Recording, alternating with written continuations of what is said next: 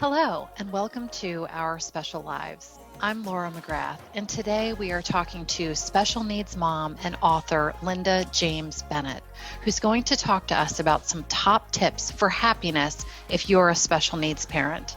And before we get started, don't forget to like, subscribe, and share. Linda James Bennett is an Orlando, Florida-based special needs mom, life coach, and social entrepreneur. Longing for healthy living and encouraging advice for special needs moms, she launched her website, exceptionalparentsplace.com, and wrote the book, Becoming a Seriously Happy Special Needs Mom. Linda shares her experience to help guide moms through the challenging life journey in the special needs world. Her mission is to help special needs moms get back in touch with themselves. Linda, welcome to Our Special Lives. Thanks. Glad to be here. So, Linda, to start, would you mind sharing your personal story with the audience, a little bit about your life experience and then maybe what led you to write your book? Sure. Well, I've been a special needs mom for 42 years now. My son is my firstborn son, and he is about to be 42 years old. And actually, when he was born, it seemed all very normal. It just seemed very ordinary. And it was along the way, like a lot of parents find themselves missing milestones and wondering what's happening and wondering what's going on. That was us. And it took actually quite a long time, and I talk about this in the book, that it was actually a very long time. My son was about 8 years old before I actually accepted the fact that he was a special needs child, or a child with special needs, because I always just kept feeling like he would catch up, that things would be different. And it took me a long time to accept that. I was in denial for a very long time. And as time wore on, and I worked, and my husband worked, and we had another child after that, we just did everything we had to do to try to survive. And after my son became an adult and I had more time on my hands, I decided that, and after I came in touch with a lot of other parents along the way, I found that I wasn't alone in these feelings, and that other moms had these same types of situations and they encountered them. And I really wanted to give back to them. I wanted to try to help them ease the road, try to make things a little bit easier for them, and not have to face some of the things that I faced that I found were really quite common in everybody's lives. And I noticed that there just wasn't any material out there for moms.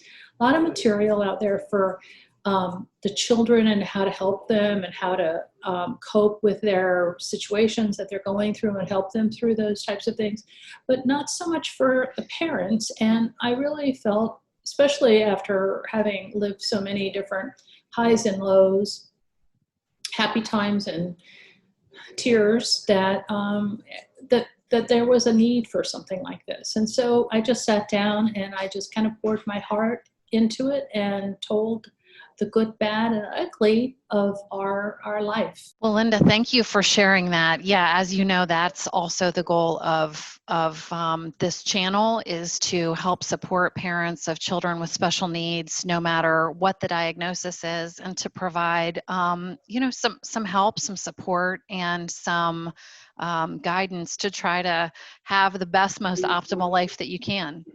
Exactly. It's not the life we chose. For the most part, certainly wasn't the life that we chose, but it's the life we have, and we love our family, and we wouldn't do anything differently because we have become unique and learned so many things that other typical families don't learn when you have a child with disabilities. You see things differently. You learn to appreciate things more. You see things through their eyes, and that can be a beautiful thing. let's get started. I loved your book, and there were a few chapters that kind of really resonated with me. I thought they were really helpful and that the audience would find them to be really helpful. Um, the first tip is take no offense. So can you talk to us a little bit about that? Yeah. When I was writing that, I was, all protective mama bears, helicopter parents of whatever child you have, typical or a child with special needs or disabilities. We're all protective of our children. And we want other people to be, we want to be proud of them. We want other people to respect them. So what I found so often was that other people would not understand our children because they're different. They may look different. They may act different. They may say things that are inappropriate or act in some way that is scary. And so people say things and it seems like they're saying things that are mean or ugly, and we can't be offended by it because they don't know. And just like we didn't know, when before we had children with a special need, I didn't have any idea what these type of people would be like. And frankly, I tell this in the book, I was scared of them myself. So we all have to learn how to deal with a disabled person. And it just doesn't do any good to be offended by it because they just haven't walked in our shoes. So it's not worth the effort or the time or the emotional energy to get offended. So that was, when I finally came to that conclusion myself, it was liberating because, you just have to say to yourself, they don't understand, they don't know. And, you can't expect them to know because they may only have a brief encounter with you and your child, and you may never see them again. So you just have to let it go. Yes, I remember a saying, and I can't remember who said it, but something about never attribute to malice what you should be attributing to ignorance. And I think that's kind of the point of what you're saying, that people just don't know. They may say the wrong thing. They may make a comment that we find to be very offensive, but spending time walking around being angry at people is not the highest use of your time, not the best use of your time. And it really takes a lot of emotional resources that you can be putting elsewhere in a more productive place. Right. And some people take it to the next level and they want to correct everybody and they want to be the kind of the police. Well, they should know how to act. And even in families, people get so aggressive and they're like, they should know, they shouldn't do that, they should be that way. Well, there's a lot of shouldn'ts in this world, but we can't go around trying to fix everybody. It's just too much time, too much energy. So the best thing you can do is just smile if you can, and just know that one day they'll learn because we had to learn. I think that's really great advice. So let's talk about one of your other top tips, which is don't hold a grudge. It's a little, probably a little similar, but can you talk to us a little bit about that? Well, again, not holding a grudge, that topic can hold or flow over to your family life. As I have explained, before I had my child, I used to babysit for my family and for my sister-in-laws and for their kids. And so I just didn't think twice about when I had my son. I expected my sister-in-laws to babysit for me too, because it's the code. It's the family code. I do yours and then you do mine, and it wasn't that way. They were intimidated or scared, or they just didn't know how to react to my son, because he was for the first 4 years he was nonverbal, and then he just didn't act appropriately, and it was slow and developing. So they were just scared. So I had to learn to not hold a grudge because they could not reciprocate, because again, it wasn't really their fault. It was just who they were and who we were. And holding a grudge would just make life more difficult for everybody, and especially in a family gathering. So, you just have to let it go and set it aside. And that's really so much of the fact that, you step into this world of people with disabilities, and it's a whole different world. It's a whole different language. It's a whole different expectations. And you have to understand that everybody else doesn't live there. And so they don't know what you're going through, and they may not understand. And they may say things to you that are short or inconsiderate. Again, you just have to let it go. Have you ever had the experience with like another family with children with special needs where they were kind of able to successfully navigate these issues that you're talking about in a way that got them to a place where they felt happy about the situation? Like, I just feel it's so incredibly common that family members, withdraw, or they don't really show an interest in caring for the child with special needs. So do you have any suggestions kind of along those lines for how to improve things? Depends on if the people are extremely open and honest and are very in touch with their feelings and willing to be that way. Some people are very guarded and they're not willing to openly say, your son makes me uncomfortable, or I'm uncomfortable around your family or something. So it depends.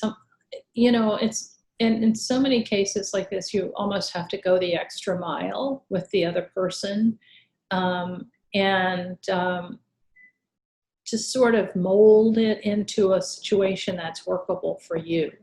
So you have to consider, who they are, try to manage it and try to orchestrate it in a way that works for you, because who knows, over time, people change.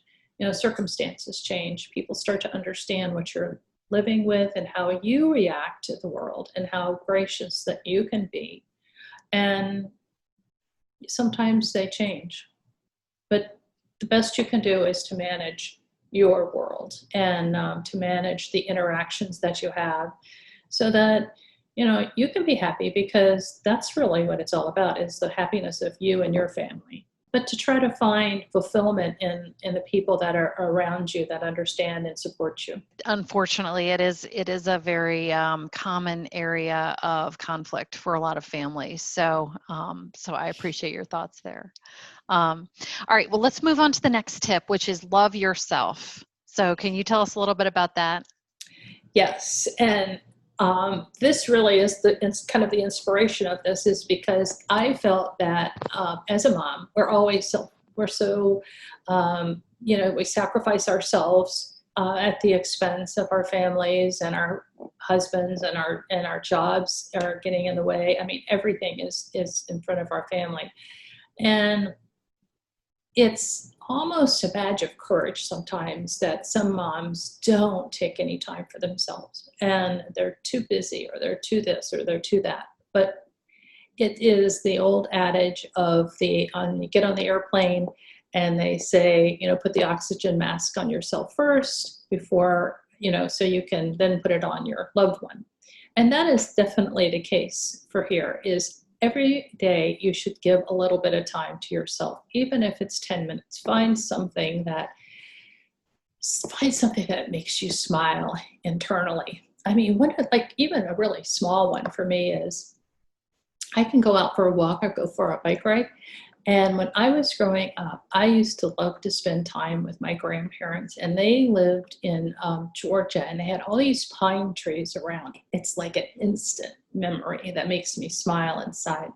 And that's really what we need to do for ourselves every day, is to find ourselves that little special moment in our lives that we were ourselves, that we were just free, and we weren't encumbered with jobs or bills or people and responsibility and taxes and all the things that go with being a grown-up, but all the things that we used to love to do. Those are moments that just bring great joy to you, and you need to find those little moments and bring yourself back to those before you start your day, because it just kind of puts you in a different place. before you encounter everybody else and have to handle all of their, demands and needs. It doesn't have to be something necessarily that you even leave your house to do. Like you could think about your favorite tea and make sure you have that in the house and that you can sit with your favorite cup of tea for 10 minutes Mm-hmm. or, buy a favorite candle and Mm-hmm. light that candle for 10 minutes and maybe read a really good book that you love. I mean, whatever it is, it doesn't have to be expensive. It doesn't have to be time consuming, but just something so that you can connect to yourself as a human as opposed to a mother or a Mm-hmm. caretaker. Mm-hmm. I think that's really important. I did another one on self-care. So if anybody's interested in some little quick tips or ideas, you can refer back to that episode. It's one of my favorites. So I think it's so important. Let's move on to our next top tip, which is be honest with yourself about how you're feeling. Yeah, we're really hard on ourselves, and having having a child that has disabilities is a challenge. There's just no two ways about it, and it's a lifetime commitment. And you don't have to like it. And to be honest with yourself is to say, I don't like it. There's nothing wrong with that. Nobody is judging you. Nobody is considering that you're being a horrible mom, because you're not. But we all need to be honest with ourselves. If you feel like you're in a crappy place, if you feel like you don't know how you're going to get through the next 10 minutes, admit it. Just say it to yourself.